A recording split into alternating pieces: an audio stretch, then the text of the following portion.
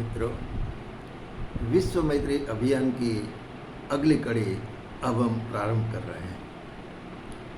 मैत्री की बहुत बातें हमने सुनी।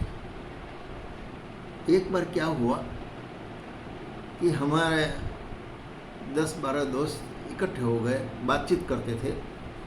तब हमारा एक दोस्त बहुत दिलोजान दोस्त था, लेकिन उसका वर्ण बहुत श्याम था।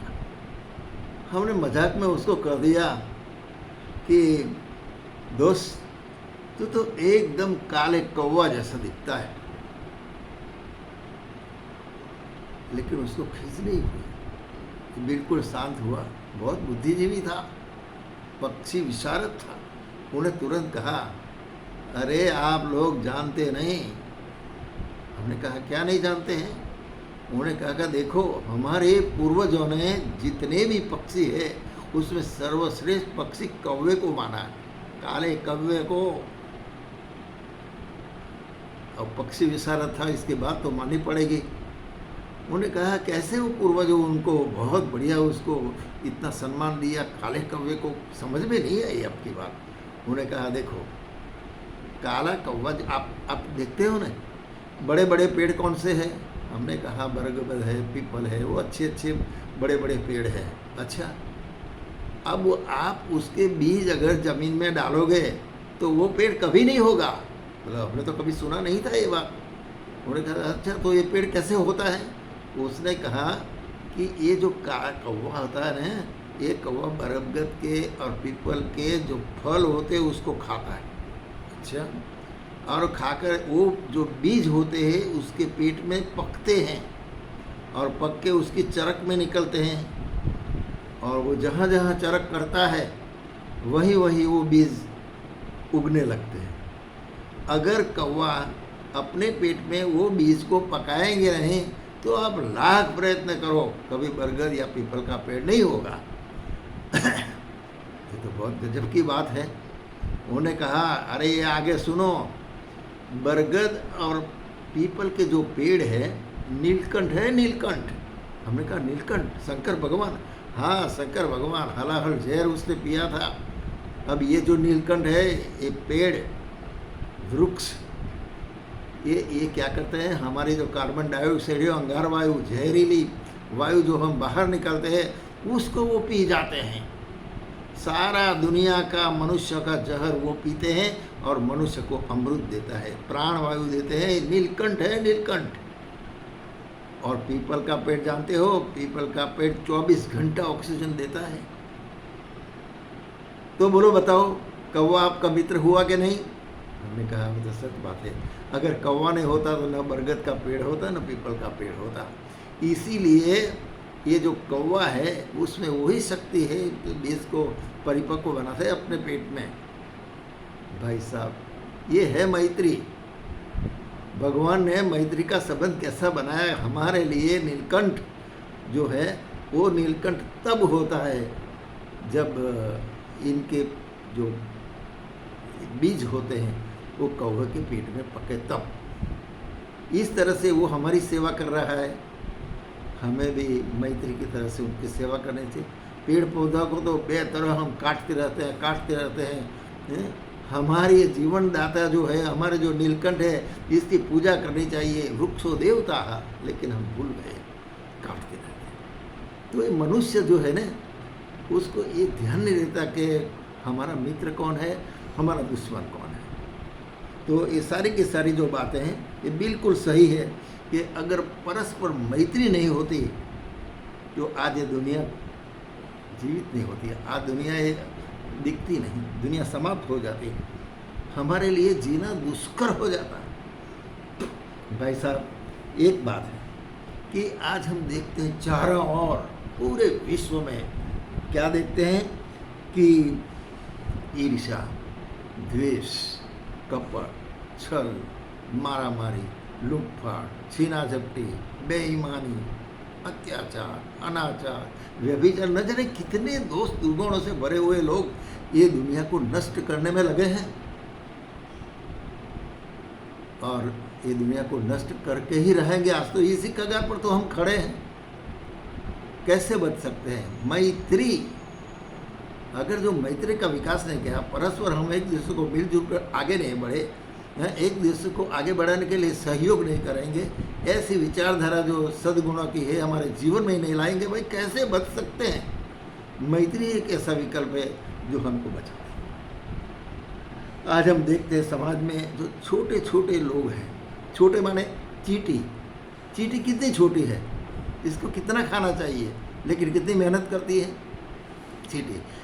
ये छोटे छोटे जो लोग हैं मेहनत मजदूरी करके खाते पीते हैं,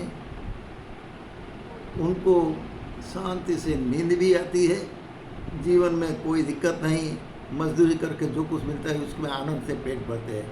लेकिन भाई साहब जरा देखो, अबजों की मिलकत, करोड़ों की मिलकत इकट्ठी करके शांति से सो नहीं सकते, नींद की गोलियां खानी पड़ती है। ऐसी अशांति क्यों है इसके मन में? क्योंकि इनने जो कुछ इकट्ठा किया छल कपट से किया। धर्म के उपदेश देने वाले कोई बात करते हो आप? अरे देखो, बड़े बड़े आश्रम लगा दिए हैं, करोड़ों की मिलकत लगा दी, कहाँ से आए ये पैसे? कहाँ कमाने गए थे वो? कौन सा बिजनेस किया था? बिजनेस किया था उपदेश देने का बिजनेस, स्वर्ग में ले जाने का बिजनेस। और फिर ये गरीब जो पेट काट काट कर खाते हैं, पेट काट कर खाते हैं, कमा कमा कर खाते हैं पेट, हाँ, और पेट काट कर जो कुछ बचता है उसी का दान करते हैं, दक्षिणा देते हैं, उसी में से बड़े बड़े लग्जरियस आश्रम हुए।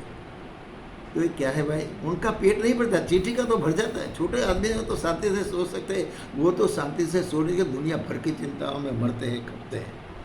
मुख में तो राम है, बगल में छुरी रखते हैं, छुरी कैसे? सोने की छुरी। तो ऐसे लोगों से तो ये दुनिया विनाश के कगार पर गई, विनाश के मार्ग पर चल रही है। हम देखते हैं लाल बहादुर शास्त्री, सरदार पटेल, ऐसे ऐसे जो लोग हो गए, रविशंकर महाराज, ऐसे ऐसे जो लोग हैं, विवेकानंद, इसने कभी अपनी मिलकत इसने इकट्ठी की नहीं, सामान्य जीवन जिए और लोक कल्याण काम करते करते अपने को महामानव बना दिया। ऐसे भी लोग हैं हमारे में, बहुत सारे लोग ऐसे हैं जो ऐसा काम कर सकते हैं। इनकी मानसिकता, इनकी साक्षरता, इनकी सादगी, ये सब ऐसे गुणों है कि जो लोगों को प्रभावित करके उनको अच्छे मार्ग पर चलाने में वो सक्षम है।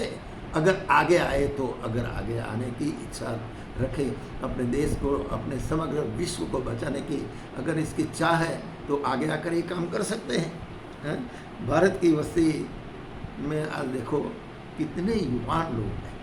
ये युवानों को ऐसी सलाह या अच्छा परामर्श देकर उनको आगे लेने का काम ये महामानव का काम है और उनको वो करना चाहिए, लेकिन वो करते नहीं। तो भारत की पवित्र नदियाँ आप देखो, कितना प्रदूषण, जल प्रदूषण, वायु प्रदूषण, शोर प्रदूषण, न जाने कितने प्रदूषण के बीच में हम जी रहे हैं। उसको दूर करने का सारा प्रयत्न नहीं करते, क्योंकि हम ऐसे आलसी है, ऐसे हम हो गए हैं कि ये गंदगी फैलाते रहते हैं। गंदगी को दूर करने का कभी सोचते तक नहीं है।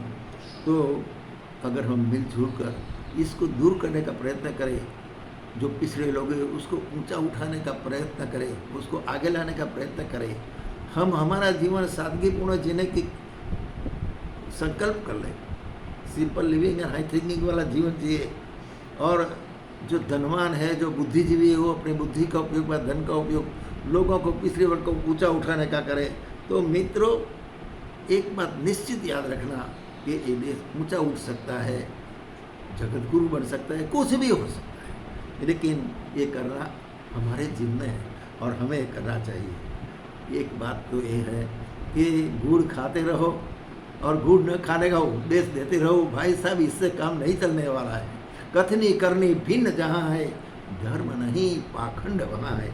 ये आपको समझ अच्छे।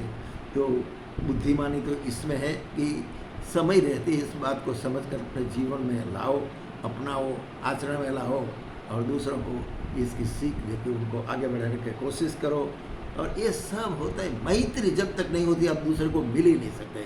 बिना मैत्री किसी से बात नहीं करते, बिना मैत्री मिलजुल कर आगे बढ़ने की कोशिश नहीं करते।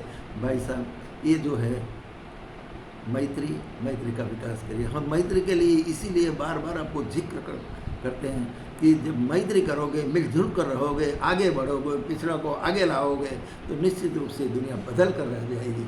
और इससे पहले हमको बदलना पड़ेगा।